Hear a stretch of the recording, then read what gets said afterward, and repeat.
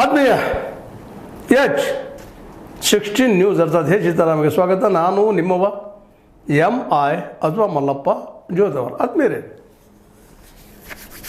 ಈಗಾಗಲೇ ಧರ್ಮಸ್ಥಳ ಬಗ್ಗೆ ಸಾಕಷ್ಟು ಮಾತಾಡ್ತಾನೆ ಇದ್ದೀವಿ. ದಿನಕ್ಕೊಂದು ಚಂದ ಬೇರೆ ಬೇರೆ ವಿಷಯಗಳ ಮೇಲೆ ಬೆಳಕು ಚೆಲ್ಲುವಂಥ ಪ್ರಯತ್ನ ಮಾಡ್ತಾಯಿದ್ದೀವಿ. ಯಾಕಂದರೆ ಸತ್ಯ ಸಾಯಬಾರದು ಅನ್ನುವಂಥದ್ದು. ಯಾಕೆಂದರೆ ಅಲ್ಲೇ ನಿರಂತರ 3-4 ದಶಕಗಳಿಂದ ಸತ್ಯದ ಕೊಲೆ ಆಗ್ತಾ ನಡೀತಾ ಇದೆ. ಅಲ್ಲ ಎಷ್ಟೋ ಅಲ್ಲಿ ಹತ್ಯೆಗಳಾಗ್ತಾ ಇದ್ದಾವೆ, ಅತ್ಯಾಚಾರಗಳಾಗ್ತಿದ್ದಾವೆ, ಭೂ ಮಾಫಿಯಾ ಅಲ್ಲದ, ಲ್ಯಾಂಡ್ ಮಾಫಿಯಾ ಅಂತೀವಿ ನಾವು.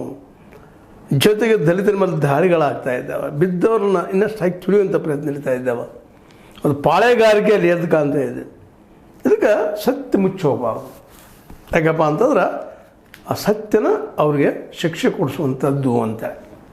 ಆ ನೆಲೆಯಲ್ಲಿ SIT ಪಾತ್ರ ಭಾಳ ಮಹತ್ವದ. ಇಲ್ಲಿವರೆಗೆ ಹೇಳಿಕೊಳ್ಳುವಂಥ ಪಾತ್ರವನ್ನು SIT ಮಾಡಿಲ್ಲ ಅಂತ ಅನಿಸ್ತದೆ ಮೇಲ್ನೋಟಕ್ಕೆ. ಯಾಕಂದರೆ ಯಾವ ದೂರುದಾರರನ್ನು ಇವರು ಅಪರಾಧಿಗಳನ್ನ ಮಾಡಲಿಕ್ಕೆ ಪ್ರಯತ್ನ ಮಾಡ್ತಾ ಇದ್ದಾರೋ SIT ಅವರು, ಅದು ತಪ್ಪು ಅಂತೇಳಿ ಸಹಜವಾಗಿ ಸಾಮಾನ್ಯ ಜನರಿಗೆ ಅನ್ನಿಸ್ತದೆ. ಯಾವ ವ್ಯಕ್ತಿ ಹೌದಪ್ಪ ಇಂಥದ್ದು ನಡೆದು ಇದು ಘಟನೆ ಇವರ ಮಾಡಿದ ಅನ್ನಿಸ್ತದೆ, ಇವರು ಇದ್ದಾರೆ ಇದರಿಂದ ಅಂತ ಹೇಳ್ತಾ ಇದ್ದಾರೆ. ಅದನ್ನು ಎನ್ಕ್ವೈರಿ ಮಾಡೋದು ಡಿಲ್ಲಿವರೆಗೆ ಯಾರು ಹೇಳಿಕೋ ಹೋದ್ರೆ ಅವ್ರನ್ನೂ ಎನ್ಕ್ವೈರಿ ಆಗಲಿರ್ತದೆ. ಇದು ಜಗತ್ತಿನ ಅತ್ಯಂತ ವಿಚಿತ್ರವಾದಂಥ ಎನ್ಕ್ವೈರಿ, ತನಿಖೆ.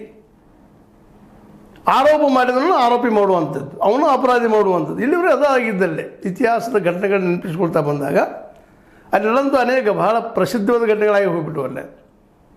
ಇದು ಇವನ್ನ ಹಿಂದೆ 1983ರಲ್ಲಿ